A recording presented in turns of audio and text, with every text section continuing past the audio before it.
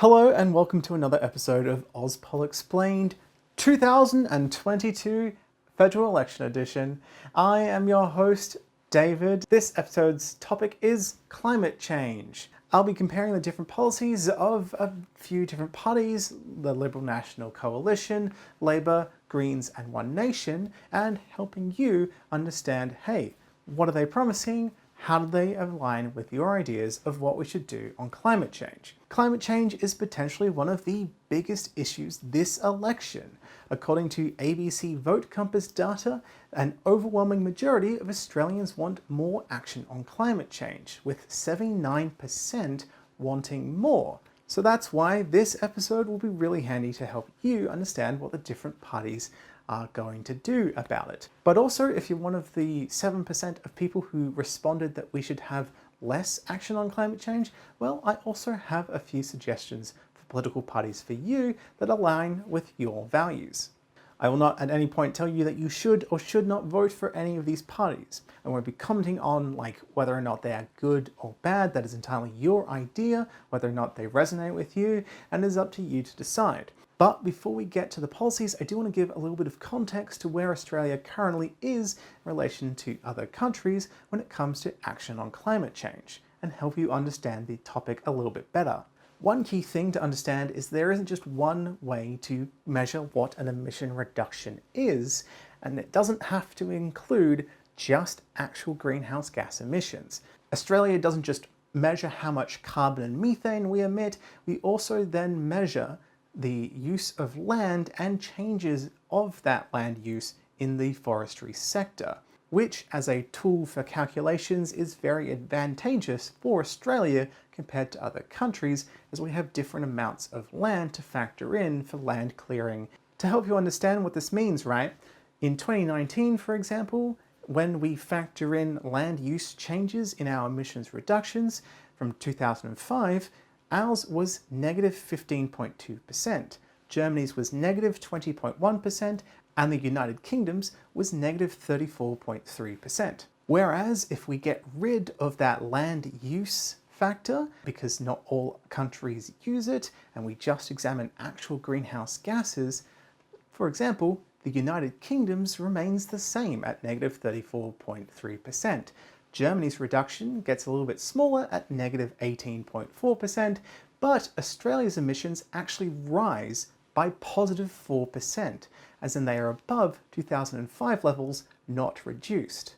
That number increased to 7% in 2021. But if we factor in land use changes as part of that, then our emissions in 2021 are around negative 20%. That's a very big difference in how we determine what our emissions reductions are and what we've achieved. And this, again, is not actually a thing that all countries do. So our actual greenhouse gas emissions have gone up, while many other countries have gone down. And while emissions have gone down in some sectors, we still have a higher per capita ratio of emissions than other developed countries. So with that in mind, let's examine what the different political parties plan on doing to change these rise in emissions and tackle climate change. Let's start off with the different emissions reduction targets of the different parties and what they want to achieve by 2030. The Liberal National Coalition wants a reduction of 26 to 28%. Labour wants a reduction of 43%, Greens want a reduction of 75%, and One Nation has no target. Both the Liberal National Coalition and Labour want to achieve net zero by 2050, whereas Greens want to achieve net zero by 2035. One Nation does not have or want a target. And now, let's dive into those policies. The Liberal National Coalition. Their policy page says they'll tackle climate change through technology, not taxes, which is a pretty bipartisan attitude considering most people are approaching it through technological focuses instead of taxes, with the exception of One Nation, but we'll get there in a moment. They have a technology investment roadmap that's reliant on putting $22 billion over the next 10 years into research of low-emission technologies. This includes things like carbon capture and storage, which has yet to be proven effective, but they're hoping to advance this technology to a point where it will be useful. They want to invest in low-emission steel production, and they want to figure out how to produce hydrogen en masse as a fuel source in a way that doesn't involve producing lots of emissions during the manufacturing process. Hydrogen fuel itself doesn't create emissions, but producing it in large quantities does. Collectively, those technologies will contribute to 85% of their emissions reduction plan. The final 15% of their net zero by 2050 plan is reliant on technology that does not exist yet. The aim is to ensure that coal exports and mining operations can continue, with technological advancements in the future being able to offset the emissions that the industry creates. Australia is currently the largest exporter of coal and the third largest exporter of fossil fuel emissions. Australia makes up 7% of fossil fuel exports by CO2 potential. However, funding for the Clean Energy Finance Corporation and the Australian Renewable Energy Agency, which both invest in finding renewable or low-emission technology, will be cut by 35% over the next 4 years, from $2 billion to $1.3 billion.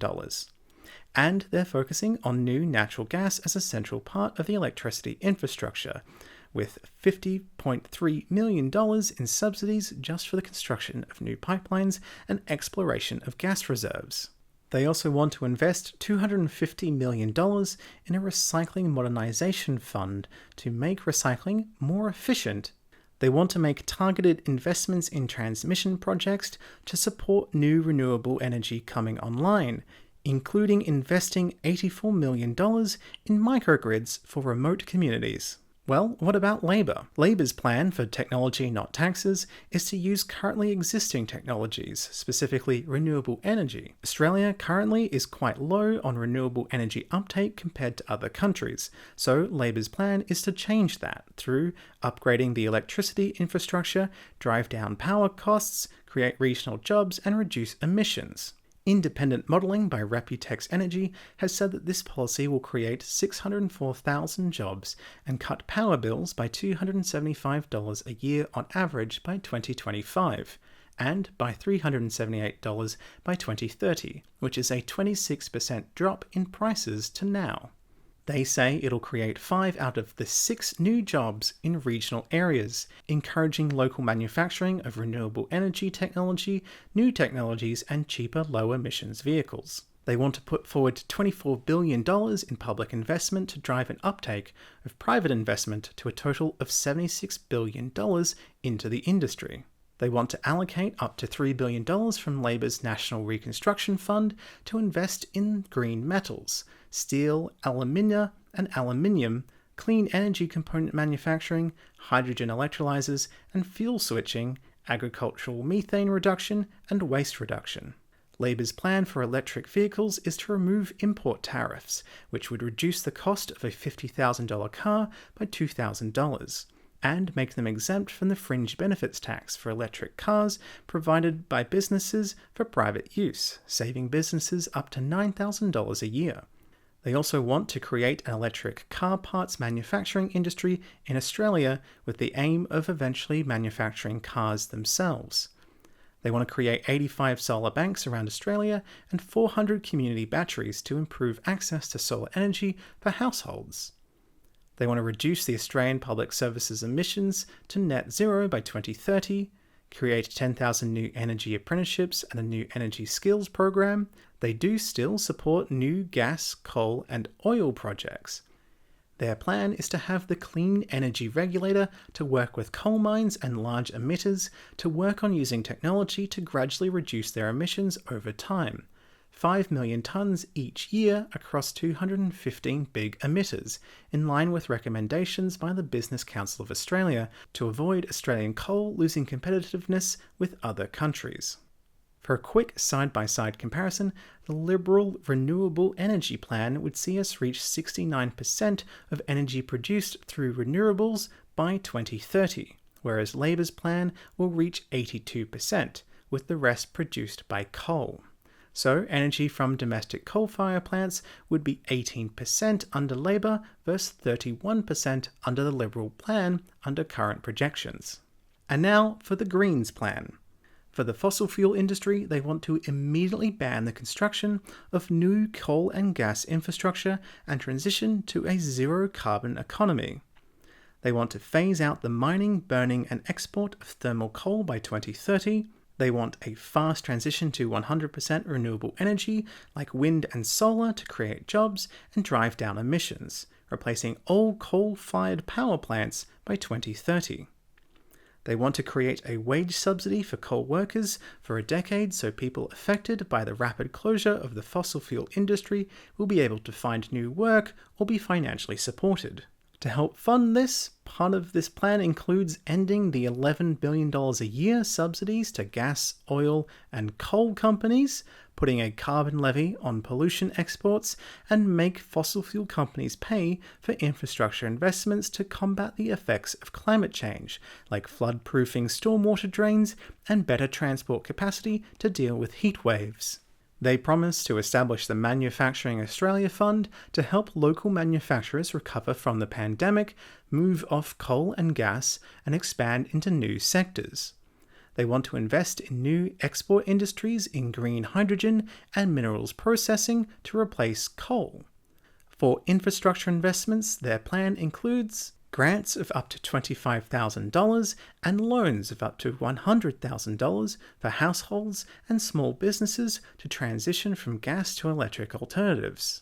They want to support households get batteries with grants of $10,000 and loans of $50,000. They wish to create a non-profit, publicly owned retailer to push down power bills and increase take-up of green energy. For transport, their plans include building a $2 billion publicly owned electric vehicle fast charging network with more than 30,000 fast chargers at critical points around the country. There are currently 3,000 public charging stations in Australia. To reduce the cost of an electric vehicle, they'll discount them by $15,000 so more people can buy them. To boost the industry, they want to electrify the Commonwealth fleet by 2025, providing the second-hand market with a reliable source of cars. And finally, invest $1.2 billion for domestic manufacturing of electric cars and components. And have all new car sales by 2030 be electric. One Nation's policy is that they don't believe in climate change, so their policy plan isn't about any emissions reductions, as I previously mentioned, but instead they believe that we should withdraw from the Paris Agreement. Their policy page on the topic is a long criticism of scientific institutions and bodies like the CSIRO, the Bureau of Meteorology, and the IPCC, questioning the validity of the science and the data on climate change. They're opposed to subsidizing wind and solar projects, support new coal-fired power plants, and want to investigate the possibility of nuclear power in Australia. One Nation also says that they're the only party that doesn't believe in climate change. However, I would like to point out that neither do the Australian Citizens Party, and Craig Kelly, the leader of the United Australia Party, has also been a vocal critic of the same scientific institutions as Pauline Hanson has, and also does not believe in human-made climate change. The United Australia Party doesn't have an environmental policy on their page, so it is unclear what other members believe. So, if you're the kind of person who does not believe in climate change, well, you have other options. There are of course plenty of minor parties whose policies range from don't want any more investment in renewable energy to encouraging way more and emissions reduction standards of 50% to even negative emissions in the next 10 years. There is a wide range of views on what we should do about climate change. So there you have it. I hope this has been helpful. Best of luck at the polls. Please do take the time to research other candidates and enjoy. Please share this also, by the way, because this is very time sensitive. There is less than 2 weeks until the election and people are already voting. So the more people that you can share this with, like right now, the more worthwhile it'll be. Thank you so much to my supporters on Patreon. I appreciate you all. You can support me if you wish or don't. It's entirely up to you. Comment, subscribe, all those sorts of things, and I will see you at the polls.